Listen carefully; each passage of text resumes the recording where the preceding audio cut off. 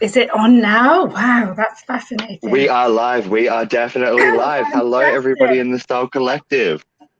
So Hi. tonight we're going live with our new feral jelly, and we Woo. have a lot of questions for her tonight. Well, not really a lot of questions, just a few questions, just so that we can get to know her better.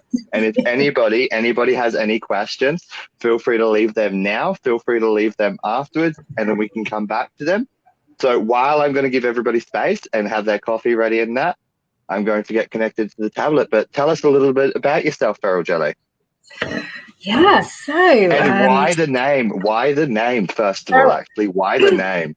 the name feral. Well, I thought it had a nice ring to it, and feral jelly is all about freedom and the wild. And my strapline on the feral jelly website. Hello, everybody in the Soul Collective. Oh, sorry. Ooh. Oh wow! That's Continue. us. Continue. Is it That's us. still working? Continue. Yeah. So feral jelly, wisdom from the wild, and freedom. That's what I it love stands that. for. So, what drew you to want to call yourself something so free, something so wild? Like, what is the path that you take that actually made you connect yourself to this feral aspect of your life, this energy, this earth-based grounding that you say? Yes. So it started a very long time ago. I recently started having some significant dreams and memories of my time as a very small child in the middle of nowhere, in the countryside in the West Country, in the Morning, UK. Tink. And I lived with my mother in a teeny tiny cottage there. And there was a very spiritual kind of energetic forest nearby where I had these dreams and memories of recently, where I interacted with the forest spirits there. So, like, And when you they're say my friends. forest spirits, what sort of forest Yeah. spirits were you interacting with? I couldn't really describe exactly, but I would say they're probably fae people or spirits of the land. And and then from there, I mean, as a teenager, I was always into like Arthurian myths and legends, Celtic myths and legends, and Yeah. so on. Then I got into So Wicca for a bit. that drew you into like a very sort of druidic Wicca sort of path, which is why Yeah, you fell into yeah, the shamanism sort of thing. absolutely. So eventually, then that went further. So about 2 years ago, then I got more into the shamanic stuff. Yeah.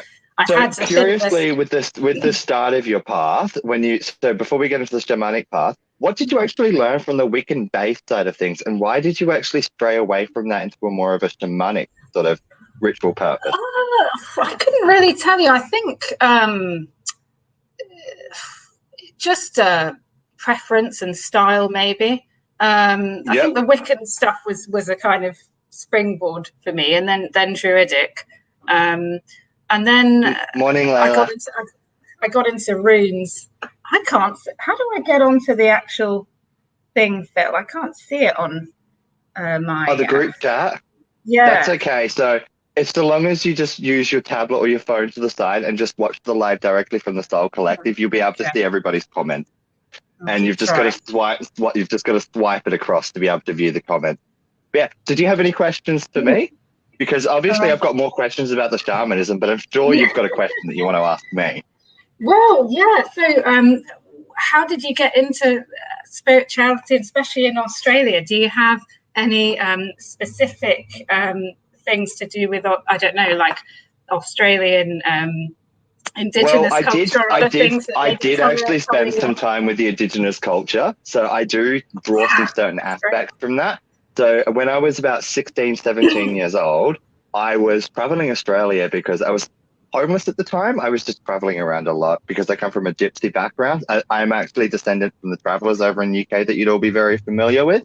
So that's actually how I got into it because I was born and raised in the traveler communities, which is all about this occultism and all of this spirituality and when it comes to tarot stuff. So I had that indoctrinated to me at quite an early age. However, the field of expertise that I like to put myself into is very much herb lore and energy working. So I use a lot of metaphysical practices. I use a lot of crystals. I use a lot of plant magic. Very much kind of like you in a way with your shamanism, except I'd probably put it more onto a druidic approach. Looks like you're definitely connected. Just got to turn it down. Sorry, yeah, I'm trying to turn that down a bit. I'll turn it off. So I generally just keep mine on mute, and then I swipe it across so that I can see everyone's comments. Hello, Ellie. Sorry, if anybody has any questions, if anyone's got any questions, please feel free to put them up. I'll write down a little list, and we'll ask them during the reads as well. So back to your shamanism, Farrell. What do you do when it comes to that? So what practice do you do? So I practice what's called core shamanism. Excuse me. And that was brought to, well, the West, I guess, although I would say that shamanic practice, of course, has been around in all cultures. Shamanic practices, I believe, have been around in all cultures for easily a millennia. Easily. But Michael Harner was one of the guys in the 60s who kind of brought it as a package, as a practice. So he went all around a lot of indigenous cultures that still had an unbroken line of shamanic practice. So that would have been going to like the tribes down in Africa, tribes in Brazil. Absolutely. That's right. And he brought together all the similar aspects that they had and made this into something called core shamanism. And so with that, you can... So what practices do you do with that then? So if there's multiple aspects from different cultures, what are considered the core aspects and what are those practices? Yes, so the main aspects are the use of the shamanic drum. I would say that's one that is absolute. You can't really. Do you have your drum nearby to be able to show everybody? I can show everybody my shamanic drum if they'd like to see it. It's in the cupboard. I can quickly go and get it. Although at the moment, I don't know if you can hear that. There's works going on just outside my window. I'll go grab mine, and then you can explain to everybody the purposes and uses of a drum. Okay. Because you'd know a lot more about it than me, but I, like you, did you create your own drum? Because I did. I didn't. Unfortunately, I didn't. I had it made by really wonderful. I'm part of a really wonderful group called the Way of the Buzzard, and they do British shamanism. They're mostly an online group. Very cool. Yeah. So the drum is the shamanic practitioner's main way of connecting with the spirit world. So you use the drum. You can listen to some drums as well. You don't have to drum yourself, although eventually you'd be drumming yourself and going into a semi-trance state like you do when you go into hypnosis. Similar and to that. The drums to help you associate and get into a rhythm, isn't it? To be able to get into that trance-like state, if I recall correctly from what I've studied. Right, yeah. That's right. And you can do it with a drum or a rattles. You can actually just do it with rattles if you like. I've also heard so the Aboriginals do have their core shamanic practices as well, and they use what's known as sticks, like little wooden pegs, and they tap them together. That's great. And so in reality, though, so if you don't have a drum to be able to get into that trance state, you could almost use any form of instrument so long as it was repetitive. I suppose you could, and also, of course, you can. There are lots of shamanic drumming tracks on YouTube, for example, that you could listen to for free if you wanted to. But I would advise people, if they want to start getting into shamanic practices, to find a reputable teacher. Don't just go off on your own. So Luke's asking, is it a form of hypnosis when you go into a trance? Yeah, it is a bit, although it's perfectly safe. But if you go on a course, they'll teach you how to come in and out of the trance safely. So brilliant. So what are the other core practices as well? Once we get through the first reading, which is Zoe Hatch. So what are the other core aspects from the drum in the shamanic practices?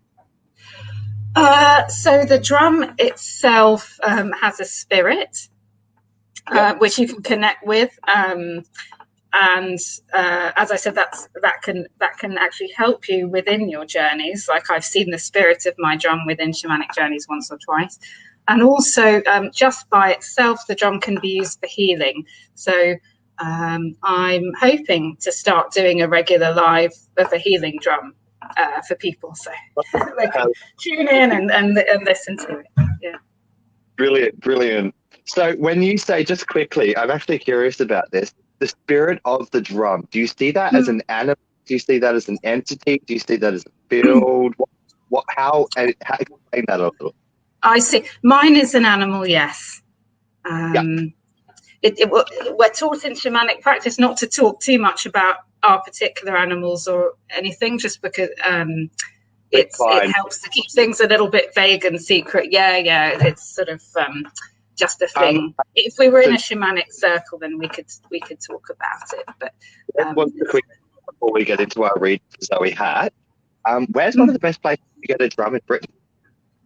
Oh, well, I'd have to absolutely advertise where I got mine, which is, can I type it into the chat here? Absolutely should. If you can type it into the chats, go ahead. Probably best to do it on your phone, because if you do it through StreamYard, it may not work correctly. I'll do it on the phone, yeah. I think that's how you spell it, Angles Art Drums. And they do, that's where I got mine. And this is actually also one of the shamanic groups that I follow. They're called Way of the Buzzard, and they absolutely are fantastic. And you can actually, if you join their a website, or they've got what's called their mystery school. If you join up as a member, and it costs a little a month, but not very much, they've got online lessons and everything, and teaching you how to do journeying and shamanic. So if anyone's interested, I would absolutely recommend them. There's also the Foundation for Shamanic Studies, that I mentioned before, and that's the Michael Harness. I'll throw that in there for everybody as well. So yeah, we're going to start with Zoe. What do you think? Because I'm going to be using my Dreamer's Tarot deck, my good go-to. Yes, I've got my Dragon Tarot. I've got several decks here, so I guess I'll just see which I'm drawn to. I've got multiple decks in front of me as well, just like usual. I've kept my chakra stones out for my last read because I'm actually really loving working with those energies. I might start, if it's all right, Phil, with because I did a shamanic journey just earlier today for everybody on the list, and the purpose was to bring back something for them, a guidance or a gift. So for Zoe. And you might be able to help me here, Phil, because there was a type of stone involved, but I'm not sure what it means, because I'm not so up on the stones. But for Zoe, there was a silver ring with a pink stone, and I think it's rhododendrite. Did I say that correctly? This was brought by a magpie in its beak. I don't know. I love a stone of true love. It's an affection stone. It's something that is chakra, and it's also great for the throat chakra to allow somebody to speak those true emotions and get what's on their chest up. Fantastic. So Zoe, with these, and I should say with everyone, with these messages, it's whatever you feel as well that they mean, because they are specifically for you. So anything that we say, it's any gut feelings that you have are the main thing with these messages. And sometimes they might take a while to filter through, or might become relevant a bit later on. But yes, a silver ring with a pink rhododendrite brought by the magpie. And the magpie said, you must remember why you're here. You must remember why you're here. And magpie in the Animal Dreaming Oracle, which I have here, is to do with balance, I believe. It's either that, or as I know from the current, like the magpie family or the corvet family, could be to stop collecting a little, because they're known as prolific collectors. And if they're bringing you stuff, and if it's a representation of balance, it could show that you need to pull back on a couple of things as well. Correct me if I'm wrong with my understanding of that.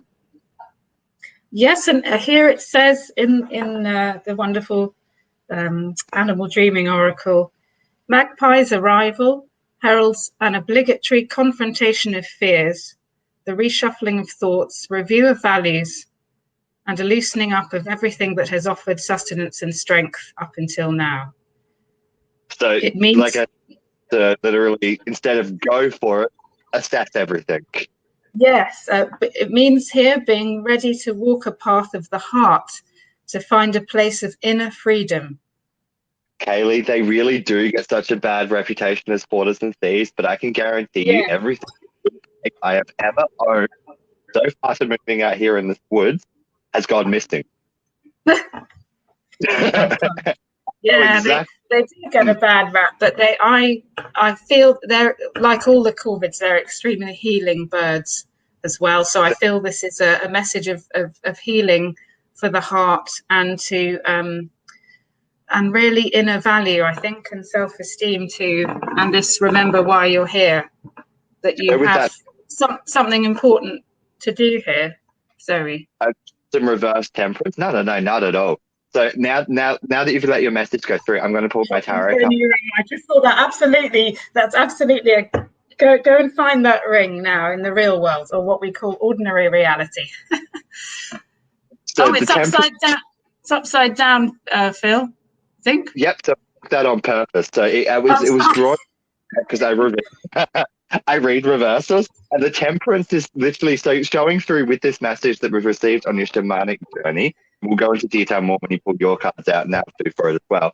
I'm definitely getting the reverence that you need to just sit with all of your choices that you're actually making at the moment, because when you're sitting in the river of temperance and when it's flowing rapidly, you're trying to catch everything. It's like looking for the trout in the river as it's going uphill, searching through spring. You're at a moment of great growth, and I'm showing this, the Six of Cups.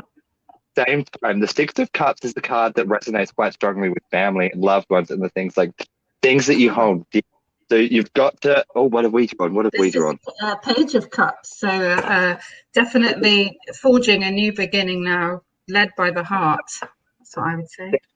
Definitely led by the heart, because the Six of Cups too does show great love, a great just generosity, because as you can see in this here, all of the cups are overwhelmingly overflowing with flowers, which is showing a great abundance for you. But because the temperance is reversed, it's saying you just need to slow down a little, if that makes any sense. Feel free to correct us, but that's definitely what I'm getting. And I'll let you finish up now with your cards, and then we'll move on to our read, unless anyone's got a question for you or myself.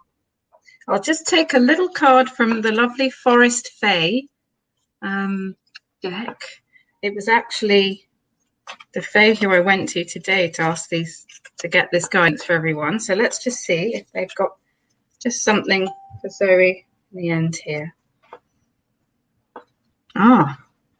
Yes, this is definitely saying that you need to start on this journey. I don't know if you can read that. Away we fly, take the cloud roads, delight in your imagination. Sounds beautiful. So with that, I'm going to draw, as I do for the end of everyone's read now, your little motivational manifesto. And view card. I really love these cards. If you haven't tuned into my lives yet, Beryl, these cards here are just a little... Yes, I've seen them once or twice. They are lovely. Really, really good. Motivational card, Zoe, to help you is life's greatest victories are won on the fields of love. So there is definitely a trend of love, whether it's family, like you've got the Rhodonite, you've got the Six of Cups, you've got the Page of Messages. Go forth with love and everything will work fine. Definitely do that. So before we jump into our next read, does anyone have any questions for himself or Farrell? If not, we'll jump to our reading with Pink Bells. If you're there, let us know, and then we'll carry on through. So if anyone's got any questions, feel free to ask now. But I am going to ask you one quick question. In your shamanic practices, do you use or sigil magic? Because I do know a few shamans that work with that. Sigil magic? Not particularly in my own practice, although I have been reading runes for a very long time. So I guess I could start bringing that in. It's quite a good idea, really. You do absolutely see often a lot of symbols in the journey itself. So, But yes, I read runes, but I don't really do sigil magic as part of it. How about you, Phil? Do you? I'm sure you could start making some sigils on your pendants and things like that. That'd be a great idea. Or do you already do that? I do. So we have one of our lovely administrators, Tina. She actually bought a wand from me made of golden elm, and it had multiple sigils and runes on it. Wow. You read runes, which are in all technicalities already a sigil, because anything that is written can technically be a form of power or a sigil. Even a simple word known as, literally, you can write the word love, and that in itself is a sigil, because words have power. So that's how I resonate with my forms of sigil magic. Literally anything you write down, whether it's a facade, whether it's a lunaglyph, it's still a sigil and a form of power, as words have great power. Fantastic. Yes, I'm with my other hat on. I'm about to qualify as a holistic counsellor, and one of the things I'm specialising in with that for my kind of sister practice, I guess you could call it, is soul plan, and that is based on 22 energies that are found in your name. So it's like a name birth chart reading. I know a few people already have volunteered, because I'm starting to set up the website for it now. So I need lots of reviews. So if anybody would like a soul plan reading in exchange for a review or a testimonial, just let me know, because that offer won't be on forever. So once I've got enough reviews, I'll launch the website, and then I'll have to start charging, I'm afraid. But I can still give a mate's rate. But yeah, if you would like a soul plan reading, just let me know. I would absolutely love to put my name down on that one straight away, and we'll put let's make it for this. Anybody that's watching this live, whether it's catch up or now, can put their name in until you say your list is full. Get in now. Yes, and please do. Literally use the code Joint Live with Phil and Jelly, and that will get you access to a free reading in exchange for a review. And it's about an hour. So all I need is your name at birth, or your birth certificate name. If you were adopted, then it depends when the name was changed, if it was changed. But we can talk about that if and when you message. So down, because Layla would love to get in on that as well. Layla M. Mathora. Oh, lovely. Okay. Thanks, Phil. I'm still catching up with the tech here. So if you could write down the names too for me, that would be awesome. That's really kind. Thank you. Yeah, I've got a bit of paper here, trusty piece of paper. I can write down some names. With that, so I'll let you go into your little shamanic journey that you had for our lovely Tink Bells. Yes. So for Tink. Yes. So again, Tink, this is for you to. I don't want to try and put an interpretation on it that's mine rather than yours too much. So I'll just say what it is, and then I'll say what I felt. But of course, if there's something else, do let me know. But you got a posy, like a little bunch of forget-me-not flowers with a ladybird on top of them.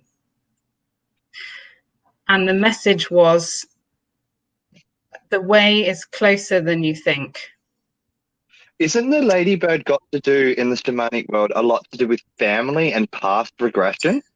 Yeah, you see, I got a very strong feeling that this was something to do with potentially, it could be bereavement. Forget-me-not flowers have a link to love and, and holding the memory of a person. I had a sense of some sort of a loss or a change within a relationship. Now, whether that would be. Wow. So, yeah, the way is closer than you think. Now, that sounds quite cryptic, but these messages often are. So if that makes any sense at all to you, Tink, or you have any resonance with that? Correct me if I'm wrong, Farrell. If she was to find a ladybug out in public, she's lost and she needs to be guided on her way, she can release it, and whichever flies is the way she should right? The way home, yeah, absolutely, yes. It is to do with that, and I think there's an old, I can't remember now. I think there's an old nursery rhyme to do with ladybirds fleeing a burning house or something. I can't remember, guys. Is there one like that?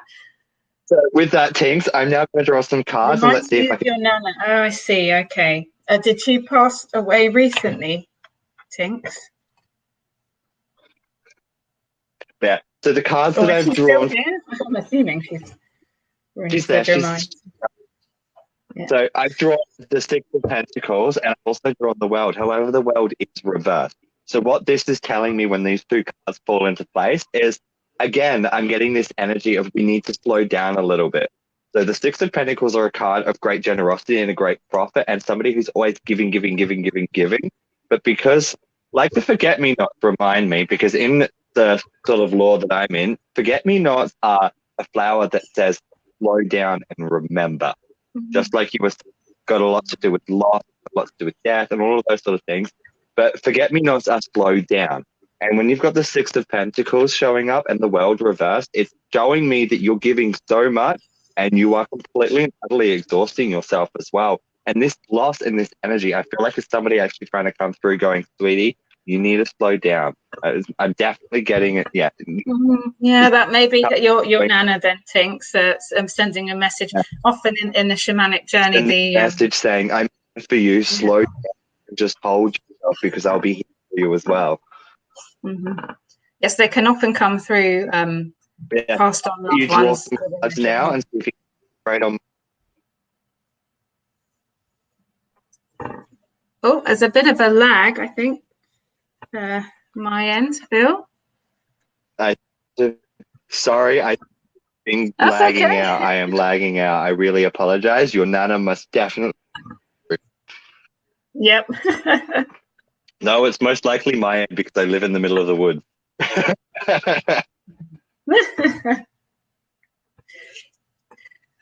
Right, let's see. Yes, I drew the Nine of Wands, Tinks, which to me talks about progression and pushing for the next thing, and you're not quite there yet and you want to keep going, and that's okay, but just remember to pace yourself. That's what Philip is saying anyway. That ties in nicely. Definitely pace yourself. And the Nine of Wands as well, to me, has quite the strong resonance of cathartic discussions. Like, it's one of those things where you've got to give yourself, you've got to have those hard conversations with yourself. You're slowing down, but why are you slowing down? I think your nana really wants you to pay attention to the things that are actually going on in your life and around you, and allow yourself to actually, like, I'd very strongly recommend writing a journal. Like, I've been called to draw an angel card for you for this as well. But I'm definitely being told that you should probably write some things down and start to assess the patterns in your life. And that creative project, put more time and effort into it. The angels are there to guide you down that path. That creative project is going to be very beneficial for you because it's helping distract you. And it's getting you away from everybody so you can actually spend time for yourself. I'm very much getting with this message too. Anything else you'd like to add, Jelly? Well, I just drew one of the lovely animal dreaming cards. And to go with the ladybird, another insect, we have here spider, weaver of dreams. So this is absolutely all about grasping your own destiny and being able to structure your own life. But just like the spider, you've got to, make sure that you've got a kind of plan in place and that you can follow it. And follow the structure, otherwise you'll end up with a kind of wibbly wobbly web. And so, as well. So I want yourself to be a bit of a perfectionist in it. Yeah, but slowing down, absolutely aim of the game. And but know that you can absolutely do this. You can manifest your own destiny. That's what Spider's all about. And a golden orb as well. That's on that card. That looks definitely like a golden orb to me. I think that is just the symbol that whoever did the cards, I mean, the artist has got a symbol that they've designed for each animal. So the average is actually the weavers of fate. because of the golden web, because of the lines of thread and how strong they are. Yeah. They're known as the weavers of fate. And if you pay attention to the web's weave, you can actually find where your life is. Do you have golden orbs over in the UK? Golden orbs. You mean the type of spider? Yeah, no, yes. I don't think we have. We just have kind of plain boring spiders here in the UK. We have things like garden spiders, and I think the scariest thing we have is a false widow, which can give you kind of a bit of a nasty bite that can just get infected, and that's it, really. That's the scariest spider. False. Yeah. So with the spiders in your house, then pay attention to where they are, because Lilith speaks through them, and she's got some messages for you. That's all I'm going to say. Fantastic. That's wonderful. So we'll move on to our next reading, which is for our lovely Rebecca. However, do we have any questions that anybody on the live wants to ask our lovely new approved reader? I love jumping. Jumping. Forgotten about those. Yeah, they're fun. And little money spiders, teeny tiny ones. Hi, Rebecca. Oh, brilliant. Rebecca's here. Hi, Rebecca. Awesome. So for Rebecca, in the shamanic journey, I got just one animal, but very powerful one. I got a sparrowhawk. Morning, Jack. The small hawks with the big, fierce, yellow golden eyes. Very, very striking. They're full of focus, sparrowhawks. And the sparrowhawk had a message for you to say, send me on ahead when you need some perspective. Send me on ahead when you need some perspective. So really to try and tap in to the spirit of the sparrowhawk, to help you, Rebecca, with your focus and the changes that might be coming in your life, and to kind of see where your life path is going now. And there's many ways to be able to kind of look into what sparrowhawk is and kind of feel the energies. You can have a look. There's lots of resources online. You could even get a little photo of one and have it close by or in your wallet, or if you wanted to spend a bit of money, a little ring or a pendant with one on, and that would really help. Or a feather, if you can find a feather from somewhere. Are they endemic to the UK? Because I've never actually known of a sparrowhawk. Yeah, they do. They live in the UK, although you don't usually see them in cities, I don't think. They're usually like in forests. I'm not 100% sure. Difficult living in London myself, we don't see many birds of prey. But got that great jungle. So I'm going to draw two cards for you now, Rebecca, and I'm going to see what messages I'm going to get come through to go with this. But I'm definitely, so I've been given the cards of the Ten of Pentacles reverse, and then I've also been given the Devil. The Devil is one of my favorite cards, and as a Capricorn, it's the card that represents my star sign. It represents my house. But when I see the Ten of Pentacles and the Devil together, the Ten of Pentacles is a card that represents a completion. It's a great ceremony. It's quoted as the card of grounded weddings or commitment. It represents that everything that you've done and all that hard work you've put in has been beneficial. However, this card's actually reversed. It shows me that you may have some procrastination, and that these issues actually come from things in your past. Like the sparrow, you're striving to go forwards. What I'm getting here is you've got all of these goals that you want to go forward. However, there's these things in your life that are clawing at you, and this is what the Devil represents. It shows me that things are holding on to you. So these things could be work commitments, these things could be family commitments. But the Devil says that these things are addictions, and sometimes you have to let them go in order to have great growth. Very much like the Death represents a form of rebirth. So these are two major arcana cards of great resonance and transformation. So what I'm getting from Spirit and Guide is literally, you've got a goal. What you really need to do, stop, let go of the things that you know are really holding you back, and pay attention to your goal, because your procrastination can be the loss of your freedom. And the way you're not head, it sounds like you know what I'm saying.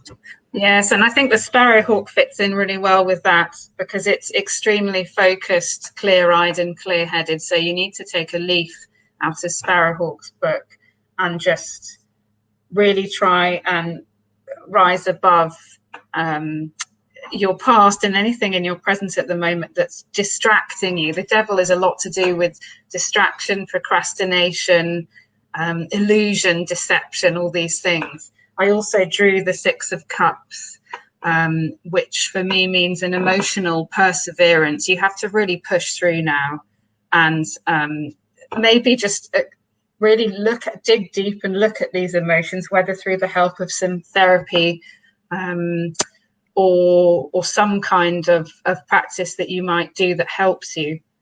And you need to acknowledge these emotional blocks, I think, that are still stuck in there, and so that they can dissolve and you can move on, as Philip says. So yes, but the sparrowhawk very can help much you just with like that. we're going into, so taking from the previous reading with teens, writing down things, writing down patterns, not writing a list, just writing down things that are preventing you. Like, even if it's the dish, literally write down, this is what got me. The dish is done, I didn't get this done, and I didn't get this done. And write that for at least 2 weeks and just getting this sense. And then you're going to find out what your problems are. And they're not so much problems, but then you can start attacking them and assessing them and have the sparrow's clear vision and go, okay, this is where I know I'm struggling in life, and this is what I can do to fix it. Hi, Lorna. So I'm going to now draw a motivational manifesto card for you, and then that's going to be the end of my pulls. So the card that I've got is nobility to those who do not let neediness or desperation compromise who they are. So very much like I keep saying, is you just need to take the action and to take notes and let go of the things that are quite holding you back. Brilliant. That's fabulous. Let's see. Shall I pull one from the Mists of Avalon deck? This is my new deck. Good. I think you should. And then I've got another question for you before we move into one. Oh, okay. Oh dear, I'm falling down. Must be a very important message if it tried to run away. Yes, I'm wondering which one to pick now. I think it's probably the one that fell, to be honest. That's the one. So no, it's me. Pick me. So wonderful, Rebecca. You drew Nimue, who is one of the. Now, who is Nimue? Trying to remember back with my rusty Arthurian lore.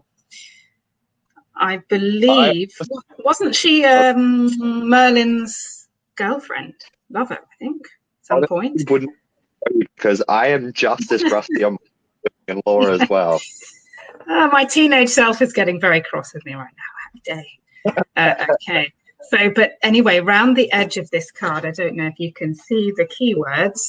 We've got respect, confidence, self-esteem, and opportunity. Yes, so these are the things that you really need to draw on now, Rebecca. And if you'd like, I'm going to look up in the book a bit later more of the meaning of this, and I can message it to you if you wish. But there we are. Actually, now that we've done that, what ritual tools do you use in your practice? Ritual tools? Yes, so again, it's pretty basic. The main ones are the drum and the rattle. And yep. Also, I mean, you could get an elaborate one if you wish. You need an eye covering for the journeys. You might see in some very old photos of shamanic practitioners in like Siberia and places like this, they wear a sort of strange looking hat with a like a fringe covering the eyes. And that's darkness, that right? closes. Absolutely, that's what that's for. So you could, if you wish, to get one like that. Also, I do like, a lot of shamanic practice involves embodying different animals, doing animal dances and things. And just for me personally, as you can see, I like to wear animally things a lot of the time. So what ears or hats. Like what is a that? snail. Yeah, so it's a snail hat. So this is for fun because I think people find it amusing seeing that. So even when I'm reading, I'm looking down, I can still see it. Even It's also, snail is metaphysical. What are its metaphysical traits? a snail, absolutely. Well, slowing down, being grounded, just taking your time, which I needed for this live because I was a little bit nervous and excited. So this snail is absolutely helping me with that too. They also, from what I remember in my early study, when my nana was telling me, I'm actually terribly allergic to all forms of crustacea, and snails actually are crustacea, the land crustacean. I can't actually really touch them, and I really shouldn't eat them either. But what I remember being told by my nonna is that it is all about the half of the home as well. The snail takes its home with it everywhere, and it's very proud of it, and strong and very stable, and it teaches you to be very grounded and happy in your home, if that makes there we go. Yeah, that makes absolute sense, and it's wonderful. Thank you, Philip. Yeah, taking your home wherever you go. We'll move to now, and we've got 2 more readings, and they are for Kaylee and Pippi, and then we'll be done. And as I keep saying, and I'll keep saying again, if we've got any questions, please feel free to put them in the chat for either myself or our lovely feral here. So we got 3 more, Kaylee, Pits and Pippi, is that right? Yeah, so we've got Kaylee and then Pippi. So we're going to do Pits now, and I'm going to draw 2 cards. Oh, sorry, I got the list wrong. Yeah, okay, Pits now, yeah. Okay, that's completely fine. Yeah, so what was his message? Oh, the shamanic message. So for you, Pits, there was a really sweet little dog that came, quite a small dog, not teeny tiny, but kind of like an almost terrier type of a dog, I feel. But it had very curly hair and was like a pale colour, like a sort of paley brown or blonde. And it said to me, or it said for you, I will help show you the way home. I will help show you the way home. So again, I feel this is a mess. Oh, what did you? The 3 of Wands, which is waiting for the shift to come in, waiting to go home, because this was actually reversed when I drew it. So this is showing me that you're correct me if I'm wrong, if Pets is here, you're a little lost. He's very lost and waiting for lots of things to come in, because I've also drawn the Hermit reversed. I'll let you continue with your thing, but definitely with your message right now, where there's a lot of lessons, a lot of things that need to come in. Well, I think with dogs, they absolutely bring friendship and loyalty to, and a kind of a sense of belonging to a pack or a family. So that's something that perhaps is still something you're seeking, and to have, to feel grounded and feel like you have somewhere that you belong, and a place, a home. Somewhere where you're laying your head, actually, as one would say. Sorry, say that again, Philip. It was a little bit laggy, my side. It's essentially, so as there's a saying down here in Australia, it's wherever you feel like laying your head for the night. It's where you're comfortable to lay. Right. We have something similar, I think, wherever I lay my hat. Oh, yeah, very the same similar sort of one, yeah. It's where you lay your head, comfortable to do both in situations.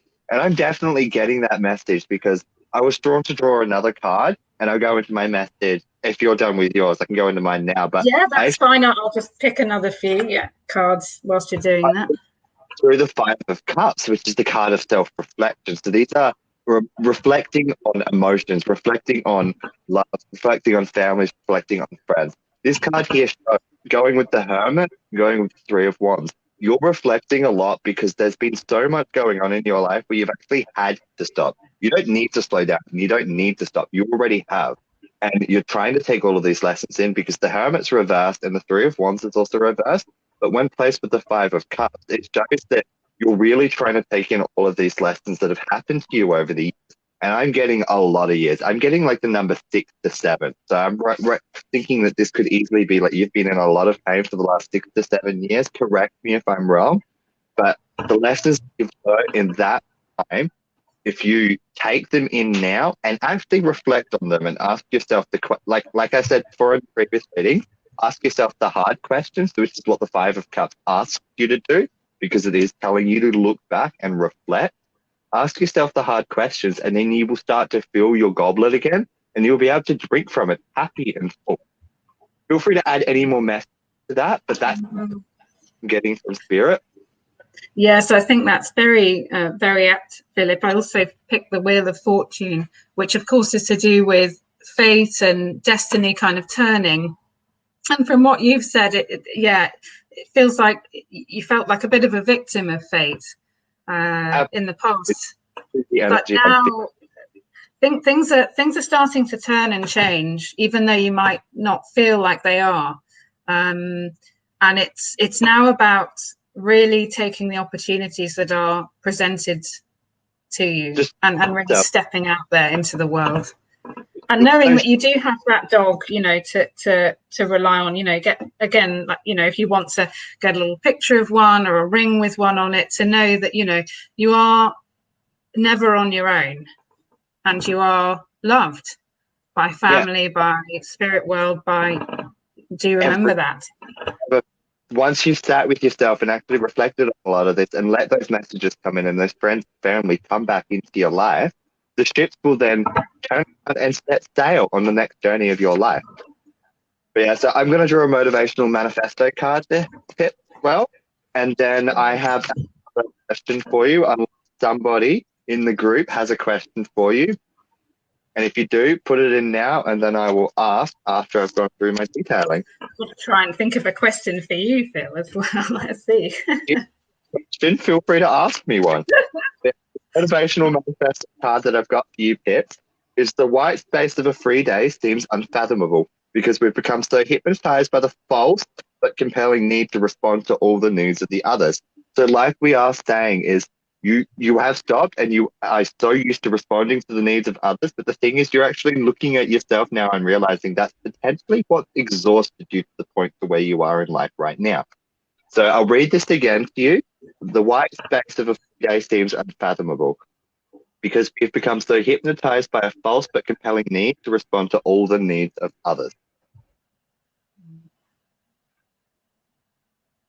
Yes. Do you have any other cards that you'd like to add to the end of this, Reed? Yeah, let's do a little Forest Fae card because they're always cheery and fun. Let's see. So that one. Yes, just like what we've been talking about. The Sentinel. New opportunities shall manifest in unexpected ways. So yes, that's just what we've been saying. Keep your eyes open. So I have one question for you. It's not a question about your path at all, but what upcoming events do you have? Upcoming events? Well, let's see. I mean, they haven't responded to me yet, so I don't know. But I was hoping to do a stall at one of the sort of fairy hippie festivals coming up. But I'll post more about that if and when they actually get back to me. Because that I think is in a few months. It might even be next year, so it might be a while till they start getting back to me. But hopefully next year there's going to be more stuff, and I'm hoping on the Facebook Live front to do a few more now. I do have one booked in with Rebecca Clare on the 19th, I believe it is. I'll double check that. And before that, I believe Minty on the 10th. Rebecca, what sort of reading is that going to be with both Minty and Rebecca? What styles? Oh, I see. Well, I'll probably just carry on with what I'm doing now. It seems to work quite well. And Minty's a very gifted medium, I know, and I know Rebecca's very, very good on the crystals and the kind of higher vibrational stuff. And I'm kind of more to the crystals, she might be a bit of a run for me.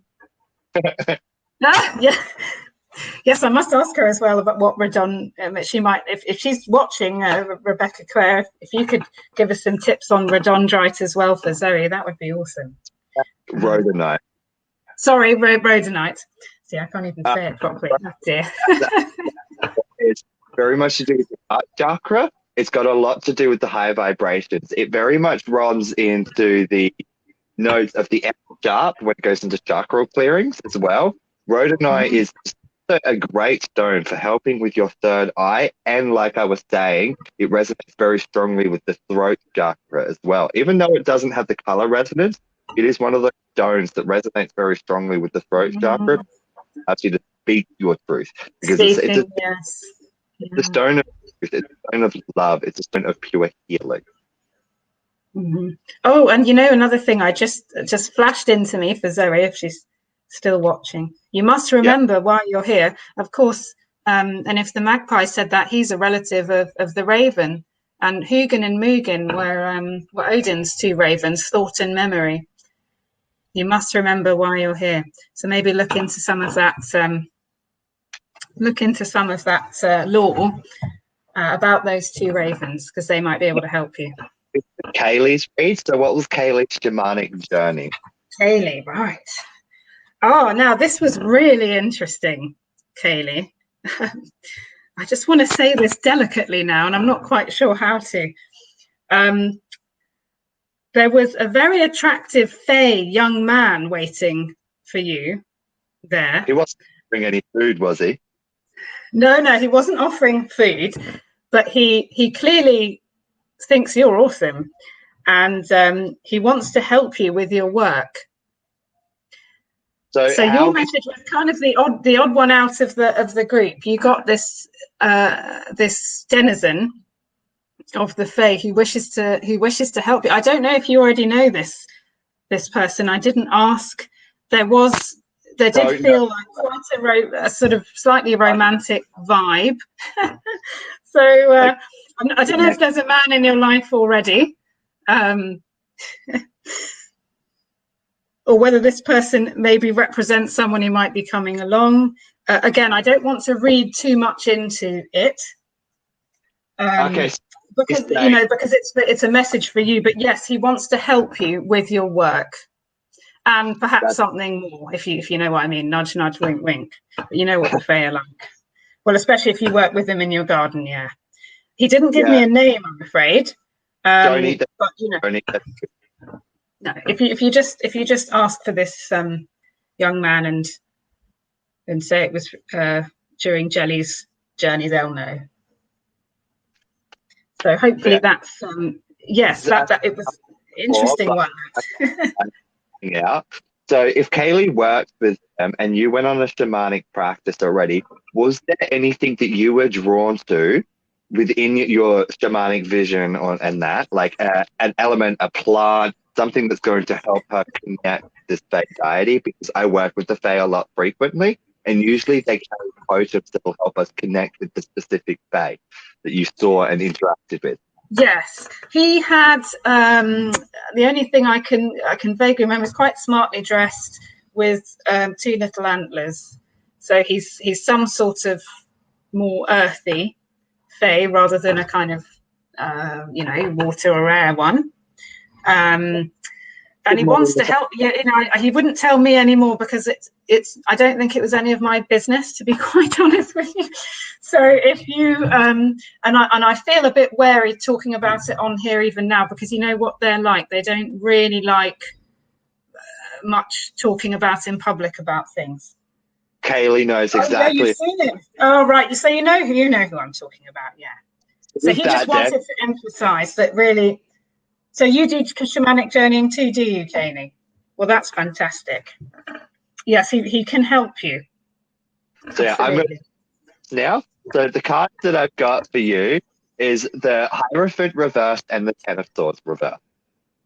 So what this here is telling me, Kaylee, is you've asked those hard questions and now your life has literally started to barrel roll out of control, and it's actually great control. When the Ten of Swords is going in reversal next to the High Priest in reversal, this is not actually, I'm definitely not getting any negativity vibes from this. Usually when the Ten of Swords comes up, I do get quite strong negativity, but not in this aspect, and neither with the High Priest reverse. It's showing me you've asked the hard questions, reality is now slapping you, and you're just running with the ball.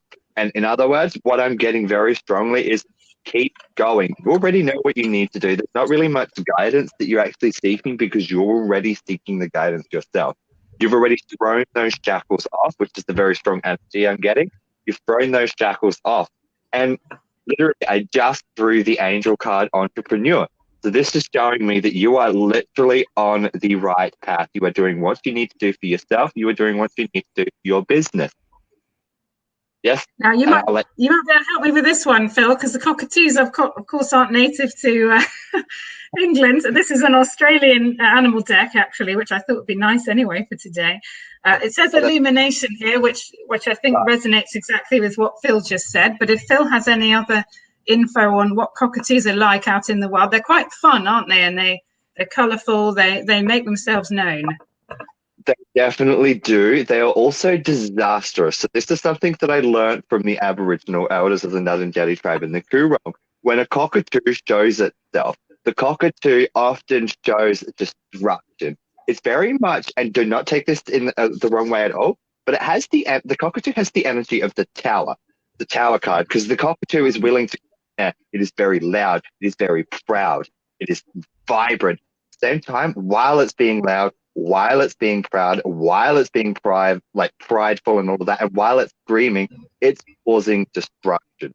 So when the cockatoo spirit comes in, it said, be very careful of what you say and what you do, because in the act of doing what you love can also damage the things that you're trying to get done. So don't get too excited about running headlong into things, because like the High Priest and the Ten of Swords is saying, and the angels are also staying with the entrepreneur, don't run forward at full pace. Just take a couple steps back and actually think before you say, because everything is falling into place. You've asked the hard questions. Now you have to be loud, and now you have to be proud. And that is what the cockatoo is showing. But at the same time, the cockatoo does have aspects of destruction, because they are a very, very destructive parrot. Mm-hmm. Yeah, so knocking it all down to build it all up again, definitely I'm getting that feeling. Absolutely. And it says here, the cockatoo promises a time of mental clarity, clear vision, enhanced intuition, and stability. Once that process has completed the energies of the cockatoo, absolutely. Fantastic. So I hope that that's resonated with you, Kaylee. If you've got more cards, feel free to pull through, but that's the messages I'm getting for you. Well, let's do a little forest fair, especially since there's been a strong theme of that for Kaylee's read. Let's see who pops up. Absolutely. I'm going to draw a rune for you as well, Kaylee. And I'll go into that after you've pulled your cards. Oh, yeah, good old runes. I've got my bag here, but they haven't been shouting out today, so maybe next time.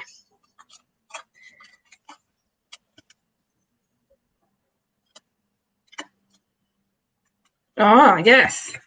Yes, very apt. The old one, the ancestors call, seek their wisdom. Seek their wisdom, and that actually falls in quite well with the rune that I've just drawn. The rune of separation. Let go of what you think you know. That's all I'm being told, is let go of what you think you know. You can't root yourself and ground yourself in that, because things are often fluidic. And Othala, that is, isn't it? So setting up boundaries too, making sure you know what's yours and what's someone else's. I think boundaries are going to be important in this. All right. So now that we've done that, do you have questions for me? If not, I do have a question for you. Well, Phil, tell us a bit about how you first got into spiritual stuff, and whether you have a kind of one specialty that you're particularly drawn to, or do you do a bit of mix and match? I actually had this conversation with one of my friends today, and we were trying to figure out a label for myself, but I would call myself a non-denominational spiritualist, because I do dabble in absolutely everything. Like my main primary form of reading is definitely done through tarot. However, what I was taught growing up is how to read runestone, how to read sticks, how to read bones, how to read cord. there's stuff at least 30 different reading styles that I'm aware of and practice that use cards, rocks, crystals, Oh, multitudes of, fantastic. but my main ones is definitely cartomancy. If I Mm. went into a field of speciality, I would probably call myself a ritual tool crafter and metaphysical specialist because Very with nice. the metaphysical things, you have to have a very strong understanding of, like, when I make my ritual tools, I use lots of wood, I use lots of earth-based elements such as feathers, gemstones, crystals. I also use copper because copper is very, very energy, because every Mm. so I would also call myself a very strong energy worker because I'm That's constantly fantastic. in symbiosis with absolutely everything, trying to find the balance between the masculine and the feminine aspects of all of the cores of the things that I do. So when you've got a wand, you can have a wood, and the wood itself has a metaphysical aspect of either masculinity or femininity, and then the wood itself also then has its own properties. Then once you start adding other elements, other stones, copper, leather, animal products, or non-animal products, they all themselves have other metaphysical properties and attributes, whether they be masculine or feminine, and you have to try and make them symbiotically work together. Not all stones resonate with all pieces of wood. Not all stones resonate with all other stones. Some stones, like carnelian and obsidian, when placed together, can actually negate each other's healing abilities because one is repelling the protection of the other. So you can't put two things together sometimes because the energy just does not work and Mm. create a hindrance in the flux, if that I makes any see. Absolutely. And you've just recently, haven't you, set up your Facebook page or website for your creations and tools and jewelry. I have Fantastic. recently set up my own page and it's called Solomon's Cove, and you'll find my link tree attached to this post afterwards. Fantastic. I actually bought a pendant from Phil, which I'm very excited about receiving. So Well, yes. beautiful, all right one, and it's and I like to pride myself in, I don't have gorgeous gemstones. I like to have the unique ones. So this gorgeous pendant that you bought is also a pendulum, and it's full of impurities, and I believe it's labradorite with quartz clusters and tourmaline imperfection. So it actually has the metaphysical elements of quartz, tourmaline, and labradorite. And That's all very of cool. those itself, like the labradorite, is a shamanic stone. It is a stone for shamans. It's correlated with the aurora borealis of the Inuit tribes of Canada and Alaska, and which is actually where it's naturally found. And the reason why it's called labradorite and has this connection to the aurora borealis is because of the shimmering glow of the stone. Then when you've got the quartz, it helps to resonate and connect that spiritual aspect of the shamanic practices the stone is so prolifically revenant for. And then adding in the tourmaline imperfections, it's a great protection. It's going to keep a great psychic shield above it at all times. So instead of just being a labradorite pendant, this is why I love to work with imperfect stones, is because the elements, other elements that are in the imperfections actually add a different layer of metaphysicality to the jewelry itself. Yeah, that's fantastic. And you'd be able to recommend to people potentially which stone they should pick or which pendant, if they can't decide, you could give them a little mini read and choose one specially for them too. We help them find their own stones through some crystal care, and I do offer those. Fantastic. Yeah, Wonderful. so now jump into our last, which is for our lovely Pippi, the lioness. She's here. Yes. Right. So for Pippi, in the shamanic journey, a horse came along, a wonderfully strong horse. It was piebald, so black and white one, quite a chunky one, very, very strong and sort of grounding. And it had on its back to sit on very comfortable, colourful blankets, very inviting looking. And the horse's message. An Indian little horse. They threw the blankets over it instead of a holster. Oh, Or yes. It could be like that, although this horse was quite big, a bit powerful one. And its message for Pippi was, you can have both freedom and comfort. You can have both freedom and comfort. So to get on that horse with that snuggly blanket and just charge off like a cowboy to wherever you want to be, you can do it. You don't have to sacrifice one for the other, is the Absolutely. message. I literally just drew this book. Oh, lovely. So this message, and not to mention everything that you have also been going through recently, is definitely getting better. I also had the Emperor. The Emperor, I almost said Hierophant for some reason, and I don't know why, but it's probably because there's a combined energy of these two cards. It's showing me that there is great masculinity prospects in your future. I'm not getting the sense of a man. I am not getting a man, but what I'm getting between the Hierophant and the Emperor, the two energies combined within the one card, is that there is potentially great, how would I explain it? Control. You've got a lot of control coming in your future. The things that have been out of control are going to be able to be gathered, grabbed, put on a plate, served, done, dusted, moved on, dishes, carry on sort of thing. Everything's going to work because you've put the foundation in. Just like the horse, I am horribly terrified of horses, but metaphysically, correct me if I'm wrong, but on a shamanic level, the horse as well is very proud. And did your horse, was your horse a stallion, or was it like a... I do believe it was male, yeah. It was big. So It's a stallion as well. The stallion shows a lot of pride, a lot of power. It shows that you are in control. The stallion is the leader of the herd. Fantastic. I'll let you draw some cards now. I'm going to draw another animal card. Oh, that's very cute. It's possum for opportunity. Like an Australian possum? Yeah.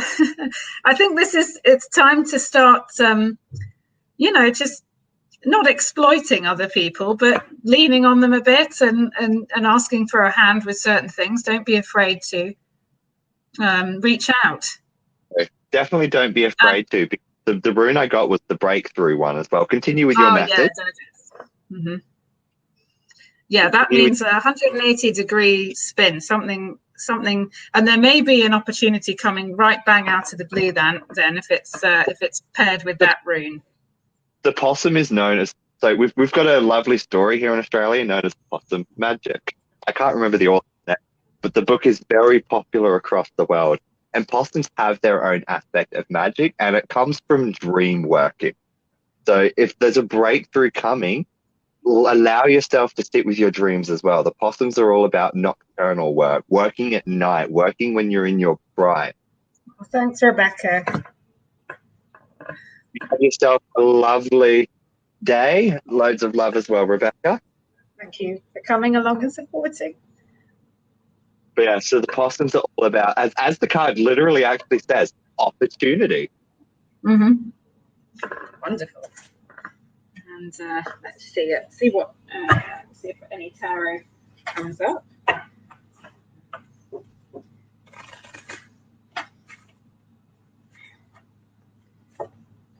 Yes, but definitely to and to seize, to kind of realize that you've got the power as well to go wherever you like. The angel card that I also was the release and surrender. So this card here, Pippi, is saying, we shower you with blessings of our radiant love. Open your arms, release the challenges. Like we said just before, everything's going to be on a platter and everything's going to be in your control. Release the challenges that you've held tightly and gripped onto with your hands, and open the hands and the arms and let it all go. Like I said before in my little analogy, dishes, the food is served, plate is done, throw it in the sink, do the dishes, carry on, don't need to look at it again, sort of thing. It's very much the energy that I'm getting. You're in control. Stand proud, stand true. In control on the powerful horse. I also drew 5 of Wands, which is another challenge card. And this is to do with really grabbing hold of your own identity and who you are. And stepping into your power, really. And like I keep saying, was saying, you can do that. You can absolutely do it, and you can do it, without it being painful or uncomfortable. it will actually feel better than you maybe expect once you've done it. That's all the kind of energy that I'm being called to draw for you, Pippi. So I hope that message has resonated with you. And let's do, because I'm doing everybody a forest fae. So let's just see what they say.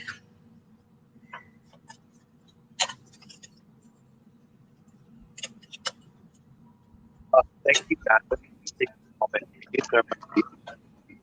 I love you all. What's that, Philip? I didn't hear it. Sorry. Well, it is saying that this is amazing this morning.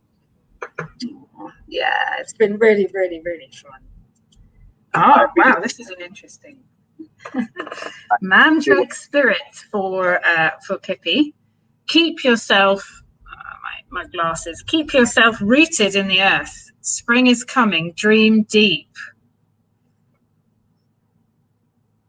And correct me if I'm wrong, mandrakes are known to heal things such as petrification and stagnation. So that's showing you're in control and you have the ability to let it all go and the ability to move past stagnation. You can move forward, you can absolutely transmute and transform and step into your power, whilst at the same time being grounded and with a feeling that you're held. Because the mandrake is a rhizomatic plant, therefore it grows on the ground, so it's a great grounding aspect. Yeah, that's fantastic. And again, I would suggest if you want to tap into the spirit of the horse, to either get a little picture or do some reading up. Get a little pendant or so if you wish to spend money, but you absolutely don't have to. Just looking at photos or reading up more about them will help to kind of get you into that energy. Absolutely. So with that now, so that comes to the end of our first live with the amazing feral jelly. Thanks, Phil. Last question. How do you think it went? What did you think? We're an amazing group here and we all can't wait to have more live. That was so wonderful, Phil. Thank you so much for holding my hand through this. And yes, I'm not really a natural in front of the camera, so thank you for filling in the gaps when I wasn't talking or fiddling about with the tech or whatever it was. But I'm just really, really grateful, and thanks for giving me the chance to be on this live with you. And I'd love to do many more, actually. It was really fun. And I think, we've got different things to add. I felt it really flowed, and it was nice, especially to have an expert on hand for my Australian animal dreaming oracle. So thank you very much for that. That's brilliant. I do like to think I do know a lot. I do have a library behind me. That bookshelf is full of metaphysical materials. Oh, so that's wonderful. It's got books on Australian gnomes, it's got books on dragons, it's got books on fantastic. As well as the foot style. It's even got shamanism as well as green witchcraft. It's just a very it's an open source library that I actually hold space for anybody in South Australia that lives locally and would like research materials to be able to access. That's really wonderful. Fantastic. And of course, you've got a whole bush out there full of the animals too that you can, just tap into whenever you like. Fantastic. We do go though. Is there any questions anybody on the stream right now has for either of us? If not, we'll hold the space for another 2 minutes and then we'll be letting you all go because we've both got busy things to do. It's almost 8 p.m. my time. And what time is it over there for you right now? Oh, it's 11:15 now here in the UK. You've probably got the rest of your afternoon. Yeah, I've got bits and pieces to do today, absolutely. But this was so much fun. I could stay on for another hour, really. But yeah, we have to. Good. I've got to cook myself some dinner. I've got to feed the dog. Oh, thanks, Phil. It's really, really, really kind of you to, like I said, give me this opportunity and hold the space for me here. And hopefully we'll do it again. And anybody else who likes, please let us know if you'd like to see another one. It'd be always good to get feedback. And are both available for private one-on-one sessions as well. I also offer healing sessions, and I also do believe you offer healing sessions as well outside of just your general reading.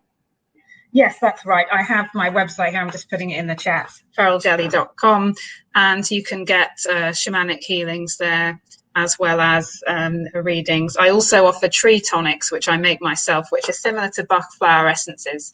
And you can book on my website a sort of combo of a reading to see which one is best for you, and the tree tonic thrown in. So you actually have a question for me then, Feral, before we go. Well, I can't think of any off the bat right now. I suppose actually, what's your favourite animal then? Since we've been talking a lot about animals today, do you have a favourite? I do actually, and it's a little odd, but I love Chickens. I love chickens. It's why I've got a pet breed. That's wonderful. I had chickens when I was small. I had a very special chicken called Blackie, and he looked a bit like a punk because he had a kind of shock of black fluff on top that looked a bit like a mohawk. Kind of like a little puff of like feathers. Like Oh, it was so sweet. Yeah, dear old Blackie. The reason why I think I love chickens is because they're such innocent creatures. They're just so... Yeah. I don't know. They do their own thing, and they are so easily distracted. Like I as a child, I grew up with a lot of chooks, and I used to be able to go for a walk, and they would follow me. But the problem is, because they're so easily distracted, I constantly have to, as a child, like, come on, girls, come on, because yes. it's like, this. Oh no, where's my flock gone? Yeah, they're fun to watch. They bring joy, don't they? But they're also very loving and grounding animals, I think. You know, they're good for a cuddle. They're more clever than you think. I think people underestimate chickens. That is definitely the best in my life. I was thinking about the chicken on Moana too, actually. I'd forgotten its name, but yeah. Thank you so much for sharing space with us all, and we're going to let you go, and we hope that you all have yourself a blessed evening, afternoon, night, and morning. No matter where you are in the world, I hope that you have a lovely day and a lovely night. Thank you, everyone. Lots of love. Stay feral. See you soon.